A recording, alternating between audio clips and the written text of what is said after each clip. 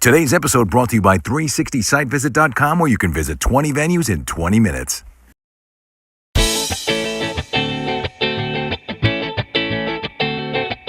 Okay, folks, here we are in another episode of 360 Site Visit Vendor Spotlight. Thanks for watching.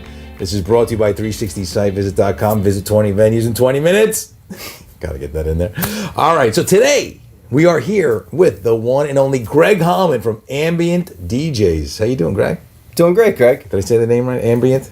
Ambient. Ambient Yes. DJs or entertainment or? We're sure Ambient DJs is what we're known by. Officially, we're Ambient DJ Service. But Okay. we've evolved to more than a service. Tell me about that.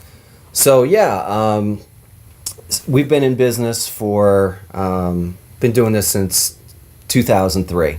Actually, you told me you had an interesting story about how you started, right? Right. Is that when you started? Not exactly. So I've Okay. always been musically inclined. Uh-huh. I was a piano player growing up, alto sax, tuba player. I actually had an offer for a full scholarship at the College of New Jersey for music, but I didn't want to become a high school music teacher. Right. So I opted out of that. Went into business. I studied finance, and did finance for about 8 years, but really missed music. So I circled back.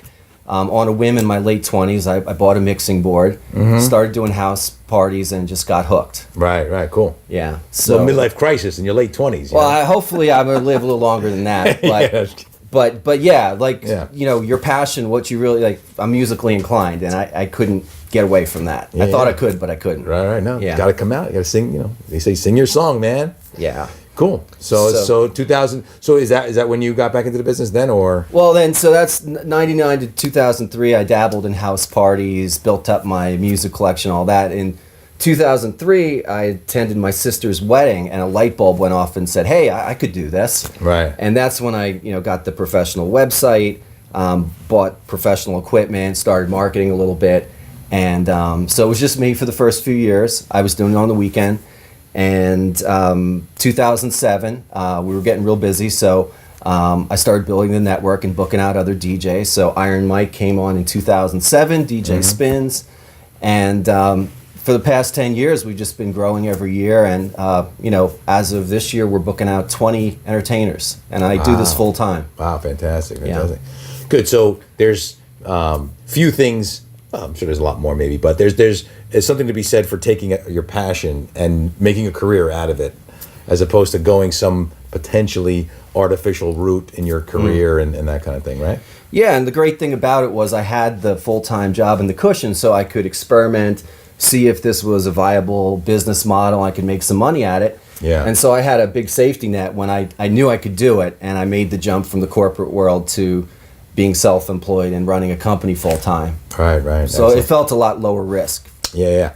So as a wedding videographer, having been to a lot of weddings in the past, I've always been curious as to how I call it reading the room. What makes a DJ throw a successful party in terms of that, in terms of reading the room and going with the flow, or creating? Do you create the flow? I don't know. Yeah, well, I think at least as far as weddings are concerned, Greg, they're, as you know, a wide variety of guests, ages, musical tastes. So it's a bit of an art. You're not at a club trying to rock the party, take guests on a journey, be artistic.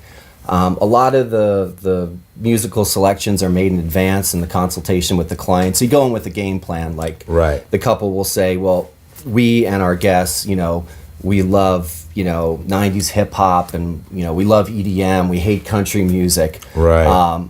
We love the oldies. We hate line dances. So you go in with a game plan, but at the event, the game plan may be disjointed from the reality that you're facing. So sometimes, you got to read the room. You got to do some trial and error to get people moving.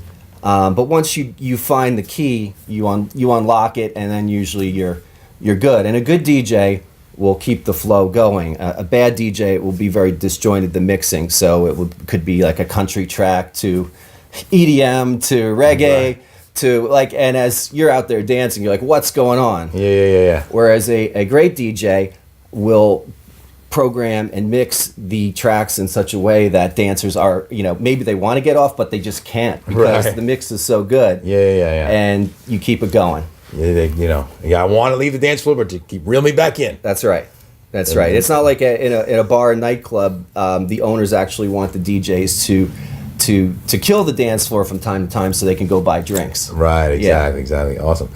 Cool. That's awesome. Now, are there any trends that you want to highlight? I mean, like what's hot these days? What would you say? Right. So we're seeing a lot of interest in musician fusion packages. That's where a DJ will pair up with a musician for the reception. Yeah. For our company, our most popular duo is with a saxophone player. Right. So the way that it works is Joe. His name's Joseph Grillo. Mm-hmm. Great guy, great player. But he would play the cocktail hour with some backing tracks. Then I would start off the reception, do the announcements, get people into the room. He would play during dinner, go out on the dance floor. He also sings, but play some sax, sing some songs. And then when we get the dance floor going later on, he'll be out there playing along, interacting with the guests. And it's really fun. As the DJ, I've really felt that I was playing with a band. It has a totally different feel. Right. Wedding couples get the best of both worlds. They get the live band feel and the DJ. And, obviously a DJ fusion package is more economic than a full band. I was just going to say, no, that's I've seen that before as well. That is a great nuance to the party because you can, like you're saying, have that live feeling. And I think there's a certain amount of the guests being impressed too, like wow, the guy plays really well or she sings really well or that kind of thing. Do you ever have I would imagine you have multiple musicians live sometimes as well, not just one or. We have a configuration with a sax player and a singer. Mm-hmm. But the sax player solo is the most popular. Sometimes we have party percussionists come in, usually a Latin, configuration. Yeah. And a lot of guests are like, wow, we've never seen this before. This is really cool. And it's not just sonic, it's visual too. Right. And it's the interaction with the guests. Yeah, cool, awesome. So how would somebody get in touch with you if they're looking to reach out? Sure. So our website is ambientdj.com, AMBIENT We're on Instagram at Ambient DJs, Facebook Ambient DJ singular. We're all over the web. We've got a really cool blog, so definitely check us out. Awesome. Thanks for coming in. Appreciate it. Thanks, Greg. All right.